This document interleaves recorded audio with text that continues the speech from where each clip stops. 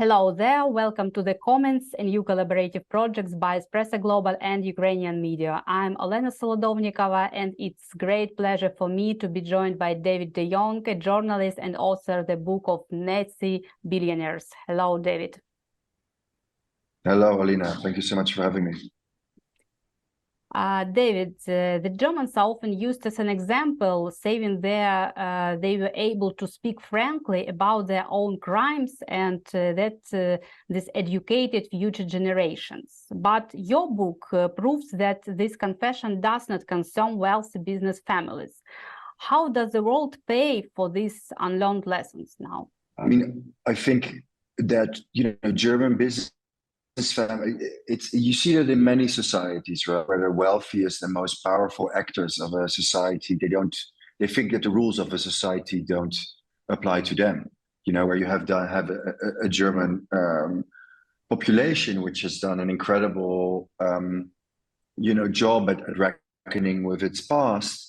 You have the elites, whether those are financial, economically or political, who think that they can only need to pay lip service to this to this culture and not really engage with it. And in turn,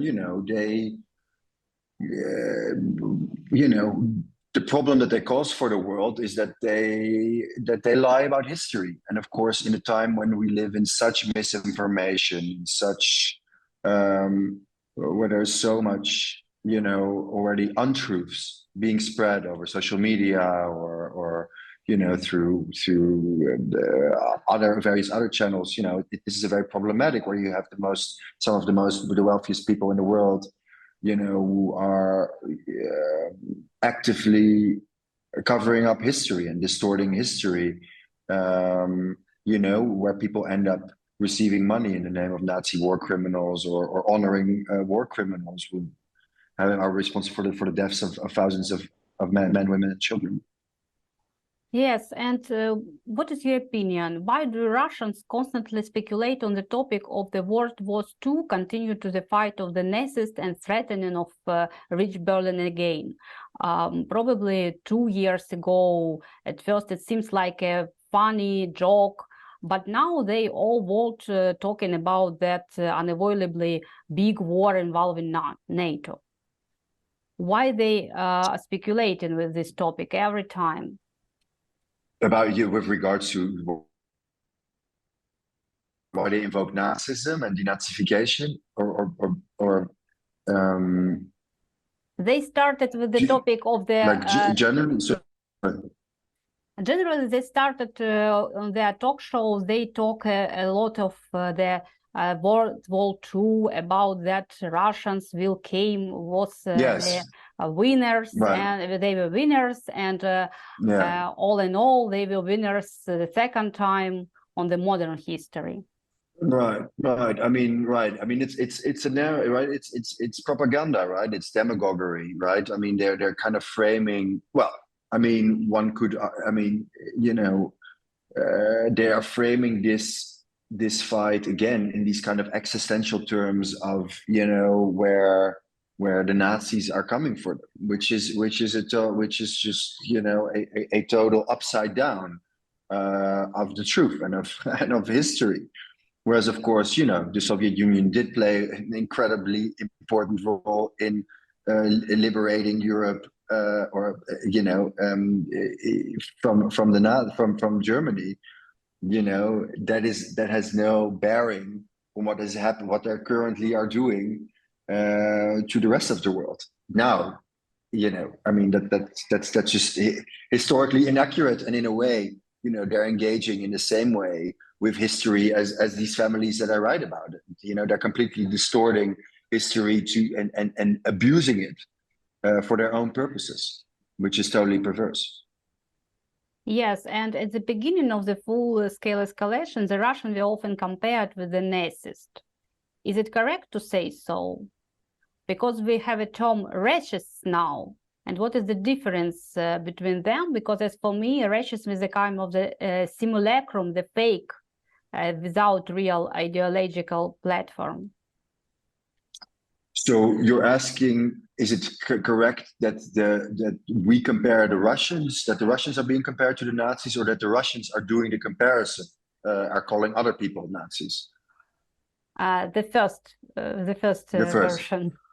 I mean, there's no historically. I would argue that there's no historically comparison. I don't know if we could call them whatever you may call them. What we can call them. I mean, it's certain. They are. It's an aggressor. It's an aggressor, and it is some who invokes a war without any just cause, without any reason, and already since 2014, right? I mean, this is we're 10 years. It's 10 years that this war has been going on. Yes, but do you see the same something similar with Nazis and racists?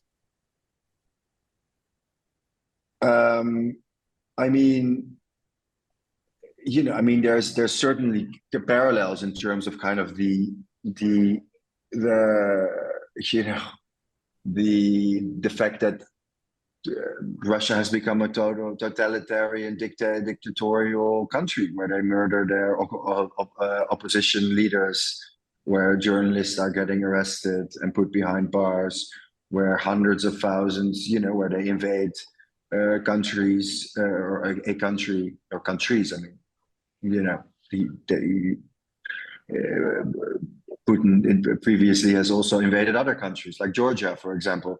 So and has acted, as an aggressor, and seems to indicate that his ambitions may be grander than just Ukraine. You talk about that they every time talk about the Ukrainian that as we are nationalists. Why they use this tactic? Yeah, they use the tactic to dehumanize people. They use it if you label somebody, if you classify somebody, just like what the Nazis did with the Jews. If you call somebody else a Nazi, then you have to stop looking at them as human beings. If you call people terrorists, if you call them without their name or without their real identity, but you hide them behind some kind of anonymous name, then it makes them easier to attack them and kill, and makes it easier to sell your goals to somebody. But really, personally, do you believe Russians can attack Berlin, Paris, and other European countries? I mean, I'm a Middle East correspondent, and I'm already covering the war here. I mean, what they can do. I mean, yeah. I mean, I guess there is that fear. I mean, it does seem like he completely overextended himself, that Russia completely overextended itself militarily wise in Ukraine. I don't think they would have the military capacity to attack, the NATO countries or the rest of Europe. But who knows? It seems like the Putin's evil has no end. So, yeah. In your book, you talk about the persons not as only the businessmen, but about their personality, for example, about Hebel's love affairs and other else. Yes. That is pretty cool. And but I wanted to ask you about consumer personalities of Putin and Hitler. Are their psychotypes similar or not?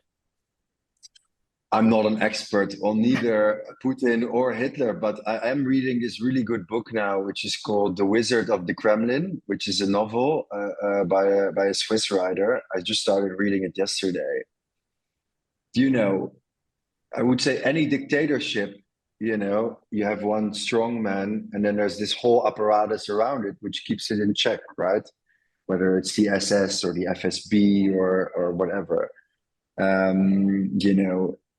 And there's the idolatry, right? The idealizing of Putin. I mean, there's these elections coming up in Russia, and but in terms of, I've never met either man, so I find it hard to make a judgment call on their characters. But there's certainly they definitely share the narcissistic traits of what what idols, what dictators, autocrats do, which is to make themselves front and center and make themselves beloved over the country, But do you make think, themselves like they are the country. but do you think Putin is only about the power, and on what extent is Putin obsessed with money? That's a very good question. It's funny because I report on hidden wealth, and my bosses would always say that Putin was the richest man on the planet. Yeah, on the planet, really? Yeah, they always thought that he had a cut in every Russian company. They all reported that it all went up to him. That they made this devil's pact in 2000, the oligarchs, and that's why Khodorkovsky got arrested and Berezovskiy got killed, and etc. Because they didn't adhere to that pact. I mean, these are rumors, right? This is not fact. But I mean, I would say, primarily it's about power. I mean, money is a side effect. It's something that comes, with it. Yep, and I want to clarify about the system building of Russian business empires. It's similar for the German ones, because yes, you mean mentioned Berezovskiy and Khodorkovsky, and in case of the Russian Federation, there was a period when Putin was getting rid of all oligarchs who were difficult to control. But in Nazi Germany, that was vice versa. He tried to cooperate with this rich man. Well, he co-opted and the industrialists were happy to help Hitler, just as many Russian oligarchs will also make this devil's pact with Putin, right? I mean, there's a few that had been difficult, and even in Germany there was one or two, which one who was kind of ended up being difficult, and they get rid of them. I mean, that's how these things unfortunately work. I mean, there's very leeway for resistance. There's very little leeway for resistance. Could you elaborate on that? So why he wanted to rid off from the most powerful men? They were some kinds of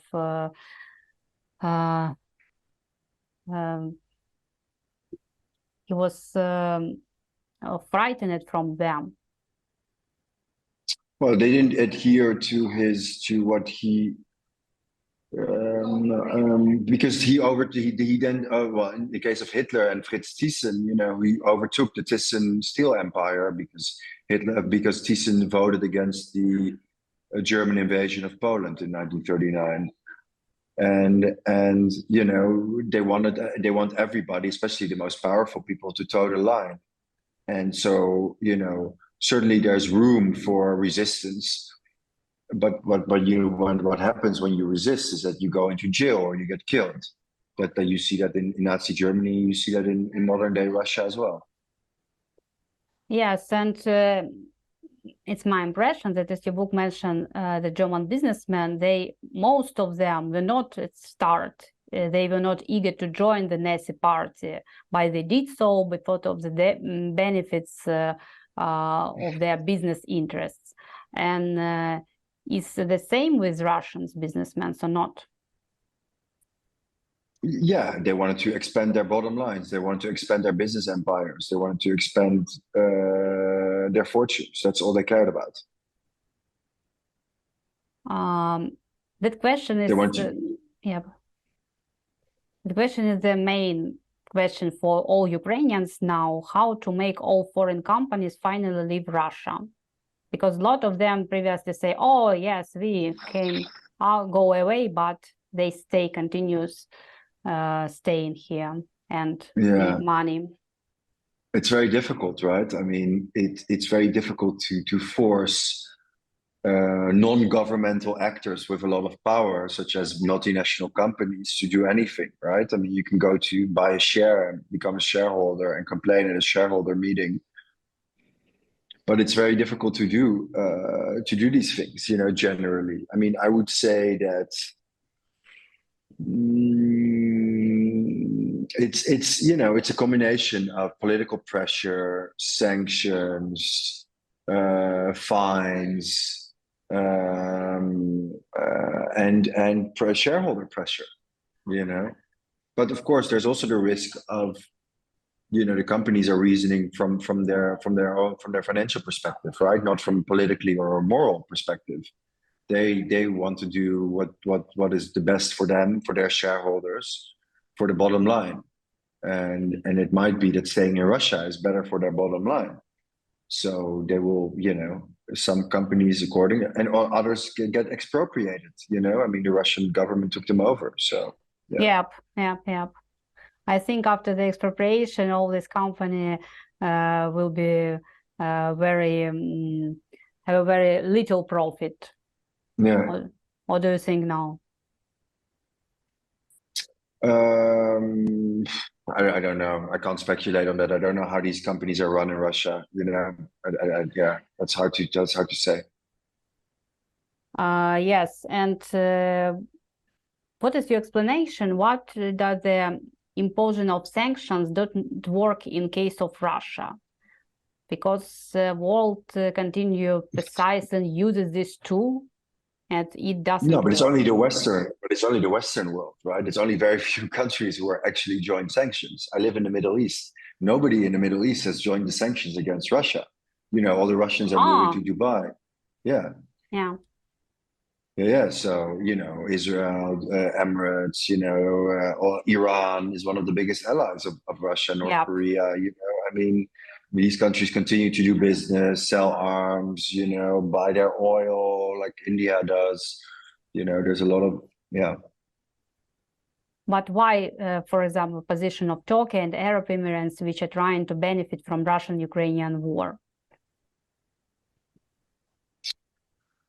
Sorry, can you repeat the question? How do you explain the position of Turkey and Arab Emirates, which are trying to benefit from the Russian-Ukrainian war? I mean that they are participating in negotiation as mediators to new pieces of market, gave the gray market. Yeah, I mean, I don't think that's a bad initiative, right? What Turkey has done is because Turkey is quite close to Ukraine as it is to Russia, so it's kind of stuck in between. I mean, somebody has to try and mediate between the two parties, right? I mean, of course, these are countries who have a lot of business ties and political ties to both countries. So what are you going to do? I mean, Turkey shares a sea with both countries. So does Iran, but Iran has clearly taken a stance pro Russia. It's important there needs to be some kind of mediation. If they don't do it, who's going to do it? Yes, but in reality, is it possible to move away from the concept of business as usual? I mean, I think in the first months it was, but now we're 2 years in, and business. In the end, we were so inspired with this idea, not business with Russians, but then we're back to this concept. Sure, yeah, exactly. But then look at it, right? Because you have a Hungary in the EU, which is vetoing all decisions and blah, blah, blah. And, there's just a lot of, yeah. So this is impossible? I mean, I wouldn't say it's impossible. It has to be uniformly enforced, and that's not happening. There's no consistency in it. It's hard to, you have 500 billion of Russian frozen assets. The EU has this plan of releasing 300 billion for Ukrainian aid, but then people get scared. But then next time I do business in Europe, and then there's a war, will my assets also be frozen? So there's all these kind of globalized implications, which one needs to be very careful with.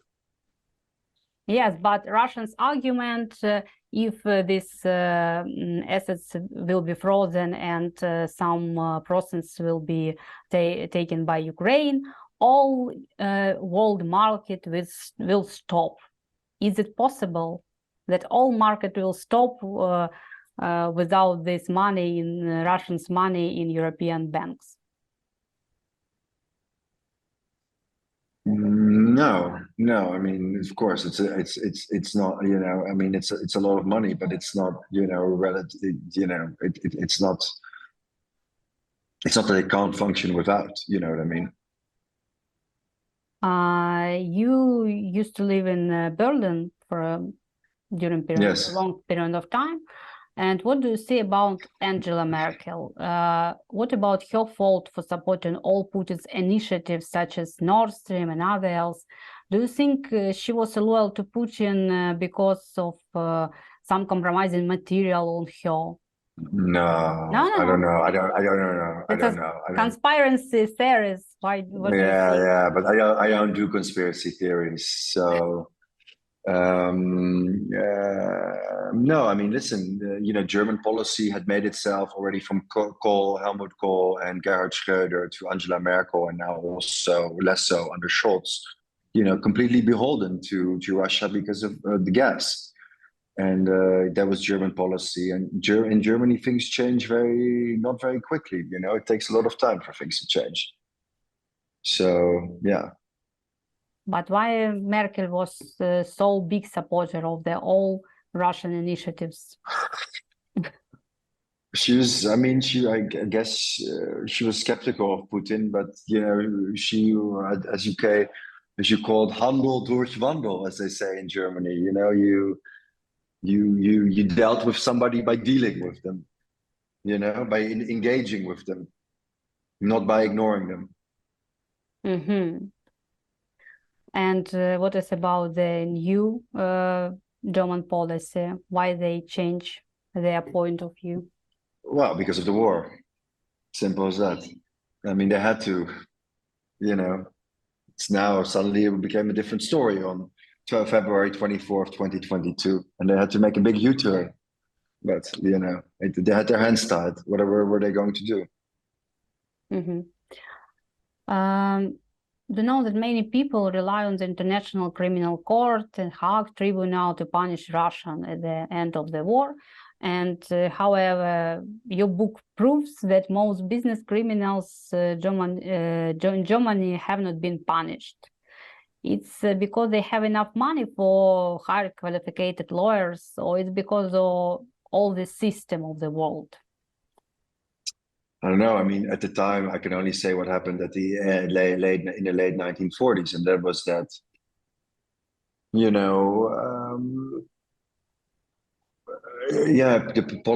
the political era had moved away from Nazi Germany and the Nazis, and they had gone into the favor of the German businessman and again and against the Cold War.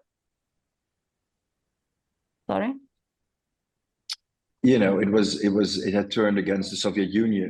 The Cold War became more important, and it was more politically expedient to wrap up the Nuremberg trials as quickly as possible in order to move on, because they needed West Germany as a big ally and a strong supporter against as a buffer against the Soviet Union and against communism. Oh, yes. So it was political expediency. So yeah, there's not much you can do about that. What do you think about the Russian-Ukrainian war now in reality? Because we continue to believe in our will be winners, but we are very tight. And Yeah, what about the foreigners? It's a very tough situation. I mean, we're waiting for the things in the developments in the US are very worrisome. And I don't know. I mean, the US aid package has to come through soon, hopefully. But in a way, it's been a stalemate, the war for a long time. The Ukrainian offensive hasn't succeeded for now. But what is Russia also going to do? I mean, it's a very difficult situation. It's a stalemate. It's a little bit like Israel and Palestine. Like how are you going to solve this one? either Ukraine must win or there must be a negotiation, or or else, yeah. The difference between Ukraine and Israeli style, that Israel is very respected by all the world anchors, like the USA, but Ukraine, like some kinds of we will do something, but not support you at all. How will we can be so respectful as Israel, for example? I don't know. I mean, I think a lot of people have an enormous respect for Ukraine in the past few years. I mean, it's incredible what Ukraine and the Ukrainians have achieved in the face of the aggression. So, it's tough, and it will continue to be tough. But there's no easy solutions. It's either. But Ukraine is also reliant on the on the politics of other countries, which makes it very difficult. I think one of the things that Israel has done very well is to be self-reliant, even though it needs the backing of the US, right, which is its big brother in many ways.